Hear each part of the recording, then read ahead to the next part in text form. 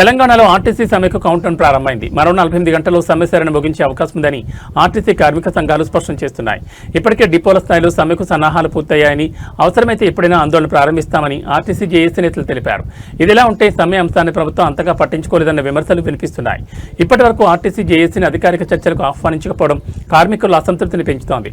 అయితే ప్రభుత్వ వర్గాలు మాత్రం విలీనం, యూనియన్ల పునరుద్ధరణ మినహా మిగతా డిమాండ్లపై సానుకూలంగా ఉన్నామని చెప్తున్నాయి. సమ్మె ప్రారంభమైతే ప్రజా రవాణా వ్యవస్థ తీవ్రంగా దెబ్బతినే అవకాశం ఉంది. లక్షలాది మంది ప్రయాణికులు ఇబ్బందులు పడే పరిస్థితి ఏర్పడవచ్చు. ఈ నేపథ్యంలో ప్రభుత్వం ప్రత్యామ్నాయ ఏర్పాట్లపై దృష్టి సారించింది. అద్దె బస్సులతో పాటు పాఠశాల బస్సులను కూడా వినియోగించుకునే యోచనలో ఉన్నట్లు సమాచారం. ఇక సమ్మెను నివారించేందుకు కూడా కీలక చర్చలు జరగనున్నాయి. రేపు మంత్రి పొన్నం ఆర్టీసీ ఉన్నతాధికారులతో ఆర్టీసీ జేఏసీ నాయకుల మధ్య సమావేశం జరిగే అవకాశం ఉంది. ఈ చర్చల్లో సానుకూల ఫలితాలు వస్తాయా లేక సమ్మె తప్పదా అన్నది ఇప్పుడు ఆసక్తికరంగా మారింది.